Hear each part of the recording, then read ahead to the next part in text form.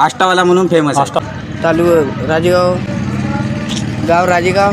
नाव तुमचं नाव. तर नमस्कार मित्रांनो, स्वागत आहे तुमच्या माझ्या नवीन व्हिडिओमध्ये. तर आपल्यासोबत आहे मागल्या वर्षीचे टॉपच्या गेममध्ये खेळणारे बैल AK-47. तर त्यांच्या बैलाबद्दल आपण माहिती विचारू. तर दादा तुमचं नाव सांगा. माझं पूर्ण नाव अमन देवेंद्र बावले. मी राहणार राजेगाव मोरगाव. अच्छा, तालुकाला पोस्ट सालेवाटा, तालुका लाखणी आणि जिल्हा भंडारा. अच्छा, तुमचं दादा. तालुका राजेगाव, गाव राजेगाव. नाव तुमचं नाव. आयुष अनिल कुसराम. अच्छा. तर बैलाचं नाव एकदा पुरा सांगा.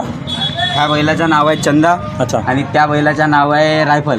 त्याला आष्टावाल्याच्या नावाने ओळखले जाते. अच्छा. तर सर्वात जास्त फेमस AK-47 म्हणूनच आहेत ना. हो, आष्टावाला म्हणून फेमस आहे. आष्टावाला म्हणून. अच्छा.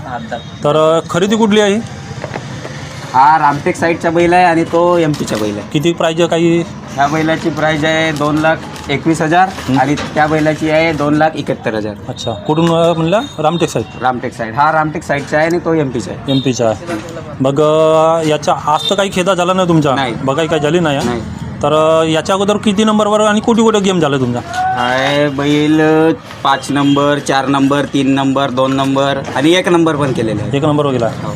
तर मला असा ऐकायला भेटला बा मागल्या वर्षी टॉपवरच गेम खेळत होता, यावर्षी पण हा 1 टॉपचाच नंबरचाच बैल आहे. 1 नंबरचाच बैल आहे. यावर्षी पण टॉपलाच खेळत आहे. अच्छा. मग याचा खिलाय वगैरे कसं काय आहे? खिलाई वगैरे गहू, तुळीची चुन्नी, तुळीची डाळ. अच्छा. आणि खूप काही आहेत. 9-10 प्रकारचे. आणि मग mixture. याचा कातकर? त्याचा कातकर आहे आपला शिशुपाल भाऊ. खुडसुपारचे आहे शिशुपाल पुराम.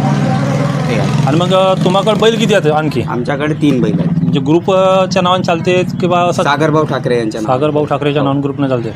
मग ते किती नंबरला कसं काही त्यांच्याबद्दल माहिती? तो पण बैल 1 नंबरचाच आहे आणि हे पण बैल आहेत. अच्छा. म्हणजे पूर्ण बैल जे पण आहेत आपल्याकडे टॉपवरच खेळतात. टॉपचेच आहेत. अच्छा. काय कारणास्तव तो बैल घरी राहतो. त्याला आम्ही आणत नाही. मग याचा खेदा आणखी उद्या होणार आहे का? आज खेदा नाही झाला तर? नाही, उद्या. अच्छा. तर धन्यवाद दादा माहिती दिल्याबद्दल. धन्यवाद.